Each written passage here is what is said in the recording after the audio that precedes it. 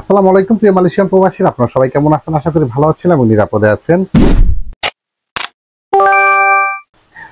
আপনারা হয়তো বা বিভিন্ন সোশ্যাল প্ল্যাটফর্মের মাধ্যমে দেখেছেন মালয়েশিয়া অবস্থানরত বাংলাদেশ হাই কমিশনার একটি বিবৃতি আপলোড করেছে, যেটা আসলে প্রবাসীরা ভোটারের নিবন্ধন, যেটা দীর্ঘ বৎসরও প্রবাসীরা প্রবাসী থেকে ভোট দিতে পারেনি। তো মালয়েশিয়া অবস্থানরত বাংলাদেশ হাই কমিশনার পুরো দমে 30শে জুন থেকে স্টার্ট করবে ভোটারের নিবন্ধনের কার্যক্রম। আচ্ছা, এখানে বিবৃতিতে কি বলেছে এটা প্রবাসীদের অবশ্যই বোঝা উচিত বা জানা উচিত, অন্যথায় কিন্তু আপনি ইচ্ছা করলে এই ভোটের অন্তর্ভুক্ত হতে পারবেন না। তো অবশ্যই আপনাদেরকে এটা শুনতে হবে এবং বুঝতে হবে।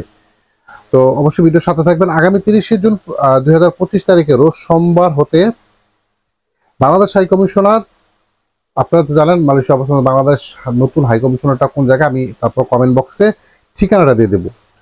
মালয়েশিয়া বাংলাদেশি প্রবাসীদের জন্য ভোটার নিবন্ধন ও স্মার্ট জাতীয় পরিচয়পত্র এনআইডি এর কার্যক্রম পুরোপুরিভাবে চালু হবে বিধায় সংযুক্ত নির্দেশনা ও মোতাবেক সকলকে সরাসরি দূতাবাস হতে সেবা গ্রহণের জন্য অনুরোধ করা যাচ্ছে। যারা ভোটারের জন্য রেজিস্ট্রেশন করবেন বা নিবন্ধন করতে চাচ্ছেন তাদের সকলের মালয়েশিয়া অবস্থানরত বাংলাদেশ হাই কমিশনারে সশরীরে উপস্থিত থাকতে হবে।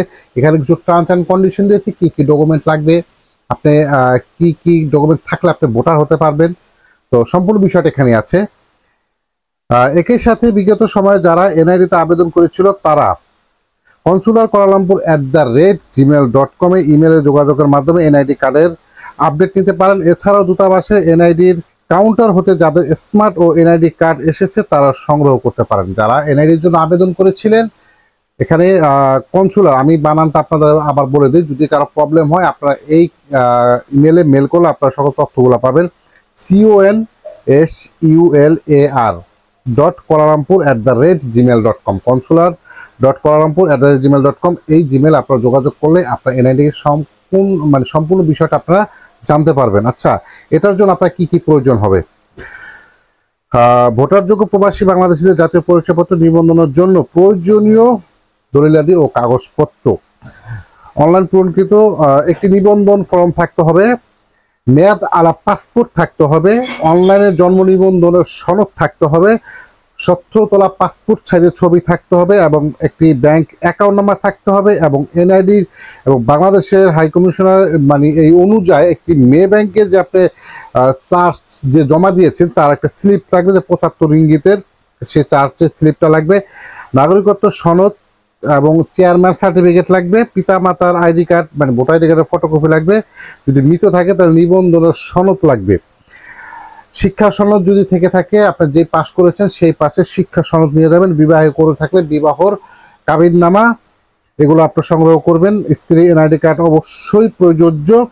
ভোটার এলাকার এবং আপনার নিজের কারেন্ট বিলের একটি ফটোকপি এগুলো আপনার দাখিল করতে হবে। যাই হোক, তারপরে কি বলেছে, তিনি তো বাংলাদেশ হাই কমিশন মালয়েশিয়ার নিবন্ধনকৃত জমা প্রধান আবশ্যক।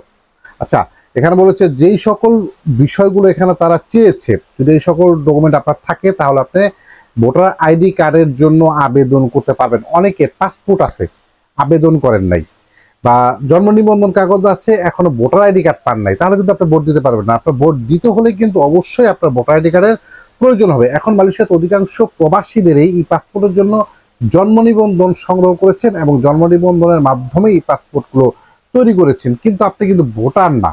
ভোটারের জন্য আপনার এনআইডি কার্ড লাগবে, আর এনআইডি কার্ডের জন্য ওই জন্ম নিবন্ধন এবং যে ডকুমেন্টগুলো প্রয়োজন আছে সেই ডকুমেন্টগুলো তারা বলে দিয়েছে এবং আমি স্ক্রিনও দিয়ে দিয়েছি, আপনি স্ক্রিন রেকর্ড দিয়েও নিতে পারেন।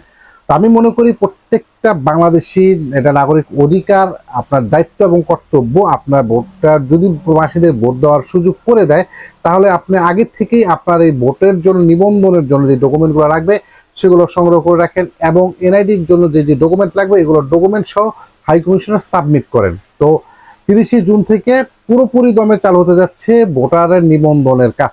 আশা করি প্রত্যেকটা প্রবাসী ভোটার নিবন্ধনের আওতাভুক্ত হয়ে যাবেন। তো ভালো থাকবেন, নিরাপদে থাকবেন। আর আরেকটা বিষয়, গতকালকে যেই ভিডিওটা আমরা দেখেছি 36 জন বাংলাদেশিকে আটক করেছে মালয়েশিয়ার স্বরাষ্ট্রমন্ত্রী সাইফুদ্দিন হাসান ইসমাইল স্যারের ফেসবুক প্রোফাইলে, সেটা নিয়ে আসলে মালয়েশিয়া আজকে বিভিন্ন পত্রিকার মধ্যে জঙ্গলি হিসাবে আখ্যায়িত করেছে বাংলাদেশিদের। তো এই জন্য গতকালকে ভিডিও করেছে, এটা নিয়ে আর ভিডিও করতে চাচ্ছি না। তারপরও যদি ব্যাপারটা অন্যদিকে গড়ায় চেষ্টা করবো আরেকটা ভিডিও করার জন্য। নিরাপদে থাকবেন, দেখা হবে নেক্সট কোনো ভিডিওতে। আসসালামু আলাইকুম।